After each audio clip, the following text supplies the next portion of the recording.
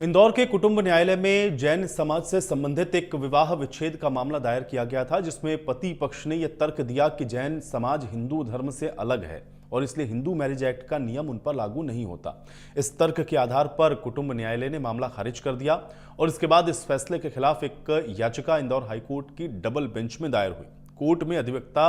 वर्षा गुप्ता ने तर्क दिया कि जैन समाज के विवाह के सभी रीतियां हिंदू रीतियों के ही अनुरूप हैं और इसलिए जैन, बौद्ध और सिख समाज पर हिंदू मैरिज एक्ट और इसके सभी नियम लागू होते हैं। हाईकोर्ट के डबल बेंच ने इस तर्क को स्वीकार करते हुए आदेश पारित किया है कि जैन समाज पर हिंदू मैरिज एक्ट के सभी नियम लागू होंगे।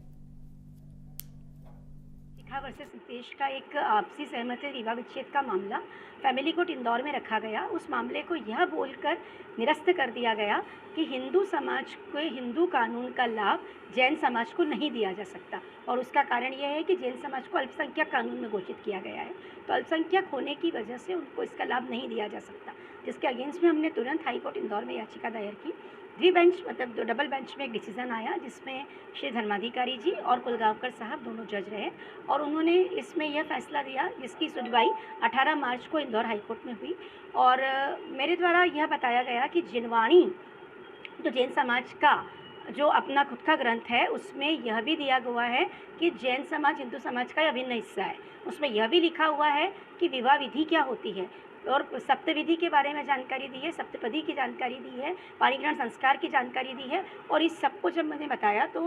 जो आज फैसला आया है और ये फैसला हमारे पक्ष में आया, जिसमें खुद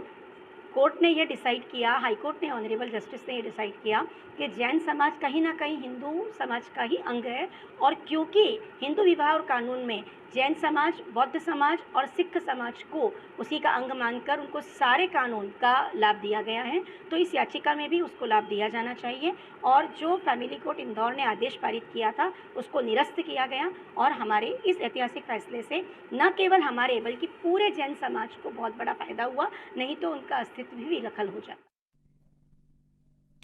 बुधनी की एक किसान मां